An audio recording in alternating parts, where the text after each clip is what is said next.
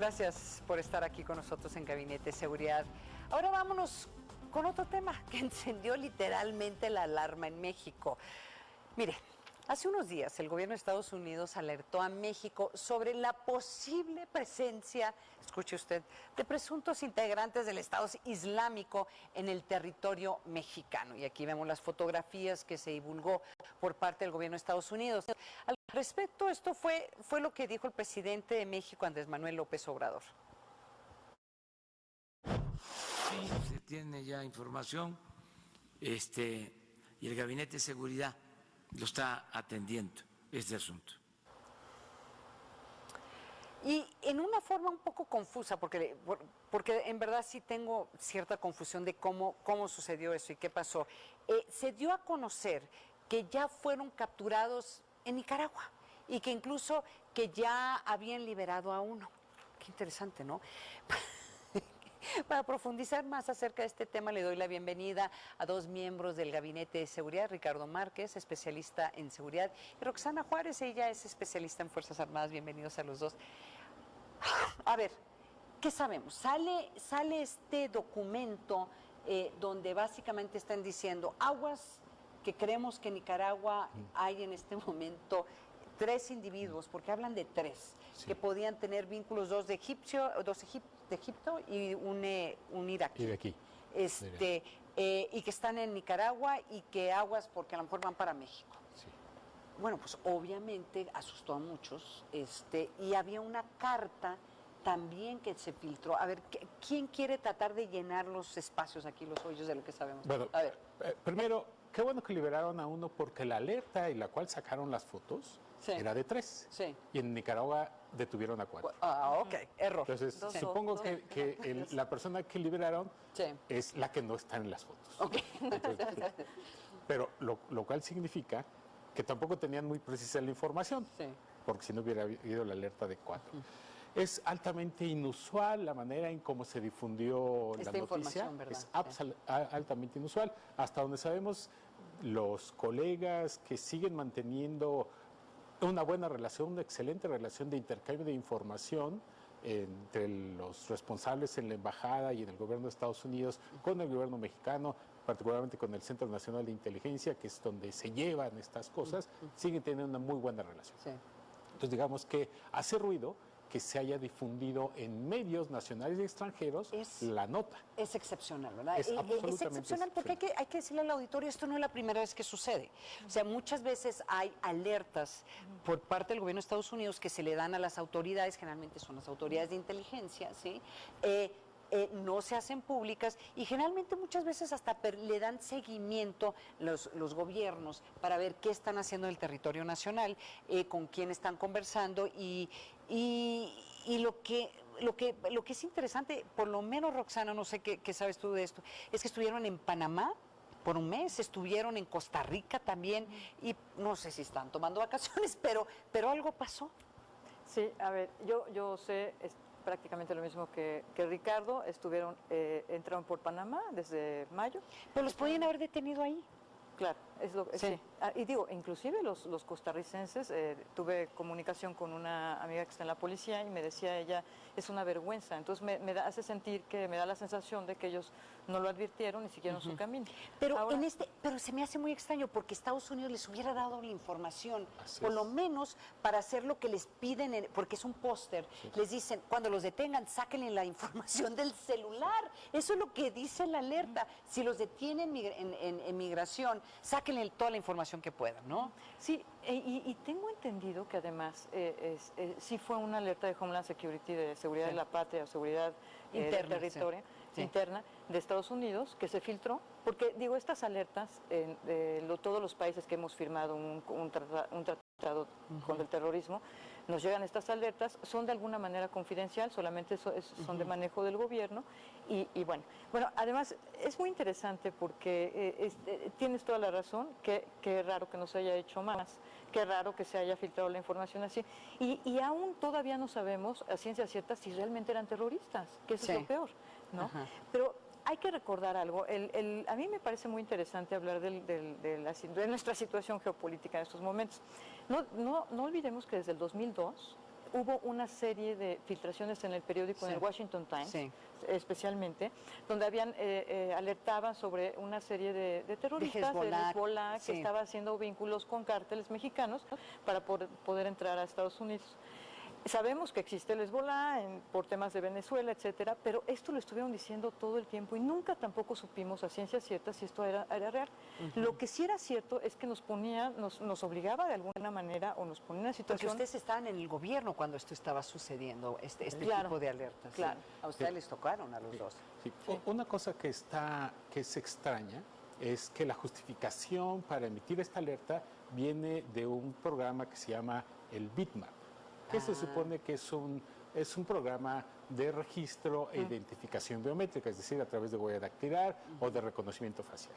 Entonces, la alerta dice que es una alerta derivada de este programa, solo que esas cosas son en automático, es decir, se identifica la huella dactilar o se identifica a la persona a través de una foto, pero es automático. Y la alerta... En los aeropuertos, los tienen y la alerta aeropuertos se y en envió entradas. más de mes y medio después.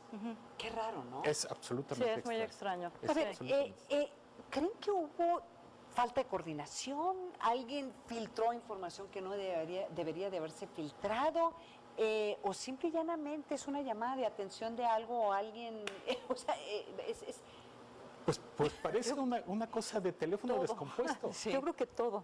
Porque el jefe de la Policía Migratoria de Costa Rica ya declaró, pues nosotros lo checamos. Y no había nada. Sus antecedentes de las bases de datos y no hay nada. Sí. Entonces, ¿Qué extraño? puede ser que no compartan bases de información. Pero quien registra es la autoridad del país. Hay que decirlo y que el auditorio lo entiende, los que hemos estado en estos temas entendemos. Una de las prioridades del gobierno de Estados Unidos con cualquier otro gobierno tiene que ver en tratar de identificar posibles terroristas en cualquier parte del mundo. O sea, a lo mejor se van a pelear por otras cosas, pero en estos temas, lo que es inteligencia sobre terrorismo es donde hay la mejor coordinación de Estados Unidos en todo el mundo.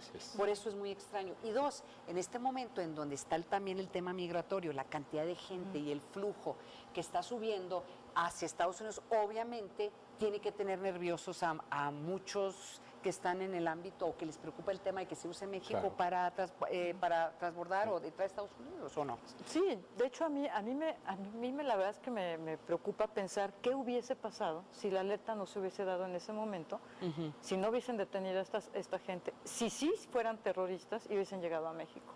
Eso es un tema que verdaderamente preocupa. En México los detienen, ¿o no?